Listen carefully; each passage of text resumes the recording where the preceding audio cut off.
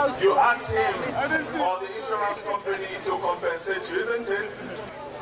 If somebody puts you in a concentration camp for 3-4 years, he puts you in a concentration camp, kill a few millions of your people, just a few millions.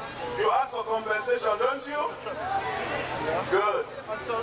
Now what we're talking here now, compensation or reparation for black people is not a few 6 million, you know, after the Second World War. You know what I'm talking about? What we are talking here is not just 6 million.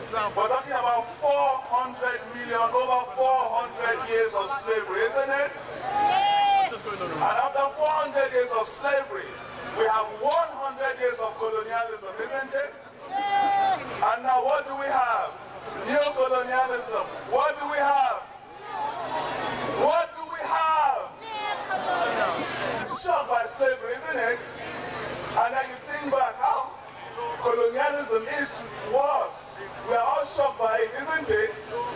But brothers and sisters, listen to me. In 20, 30 years' time, if you and I, by our struggles, are able to change neo-colonialism to something else, our children will look back and say, why did we allow neo-colonialism? Why did we allow it? We talk about slavery. Why did it happen? How did it last for 400 years? We talk about colonialism. Why did it last for 100 years? In some places for 200 years. But today, what do we have? What do we have? Why is it still on? Why does it still continue? Why do we live here as second-class or third-class citizens in a country that calls itself a democracy? Why do we live here and suffer racism? Why do we continue to suffer dehumanization, degradation? Why can't we keep a job? Because our boss does not like us, or our accent, or the color of our skin. Why can't we hold our heads high and proud wherever we are as black people? It's all part of the expressions and machination of what? Neo-colonialism. Of what? Neo-colonialism. So in asking for reparation, in demanding for reparation as part of the strategies of our struggle, we are not just asking for you to just compensate us for the 400 years or the 100 years, but we're also demanding for reorganization of the processes of local, national, and regional government as they are today, for the changes in WTO, changes in World Bank, changes in IMF. You remember IMF? Can everybody say IMF? Can everybody say IMF? One more time. One more time. I don't want to tell you what some people refer to them. You know what that analogy means. Some people call them international model focus. Please pardon my language, but that's what people say. And believe you me, these people put in place structures that maintain our colonialism.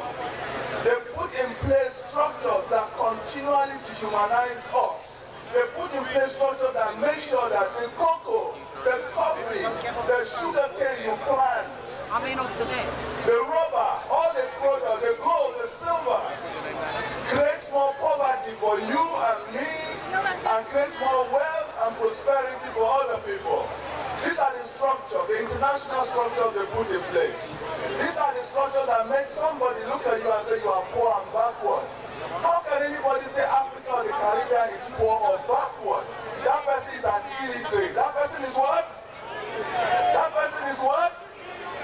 We are the richest materially and human in the whole world. And if we are the richest materially, why then are we still poor? Why are we still helpless? Why should we ask for aid from anybody? Why should we ask for aid from EU or European Union as they now call themselves? We don't need to. We should be giving them aids. We should be giving them aids. And you know something? The way the debt repayment is done, the money we send to Europe on a daily, on an hourly basis, a form of aids. Do you know that? We substitute this economy. We give them subvention. And that is from you and I in the Caribbean, in Africa, and even here from our sweat, from our exploitation. That's one aspect of the international structure of imperialism. International structure that maintains neocolonialism. So today when you hear us talk of reparation, we're not just talking of an idealistic program, but something that is concrete and material that will improve our daily lives here and in the homeland. Here and where? Here and where? Yes. There are court cases going on all around the world. Japanese, Americans have asked for reparation. The Jews, as you all know, famously, they always get their way, don't they? The Jews, what do? They get their way. Yes. Now, what has happened in Germany? What Hitler did to some people, to some black people, to some Jews and others, they got compensation for it. Here, in England, they are paying, they made apologies to the Maoris in New Zealand. The what? The Maoris in New Zealand. The Queen went there and said to them, they are sorry for taking their lands, for stealing their lands, for bastardizing their culture. And there are other examples, which I can't really recall, which most of you here are aware of. So what we are saying today is that here in England, we wrote to the Queen under the auspices of the African United Front, the Global African Congress, and all our community organizations demanding for reparation. You know what the Queen said to us? You know what the Attorney General said? He said, slavery was not a crime. Can you hear that? What did she say? That slavery was not a crime. They said it took place a long time ago, so they will not give us any form of compensation. Now, as far as we know, slavery then, the form in which it expresses itself, the way in which black people are exploited and marginalized continues to this day, isn't it? Has anything changed? Has anything changed? Is it because they will allow one colleague? That's a logic. And that is a backward logic. Titled, The Wicked Dies. There's a plot out there for you, and a plot for me. Out in God's acre, lying by. And you needn't think that I cannot also see that the wicked shall most surely die.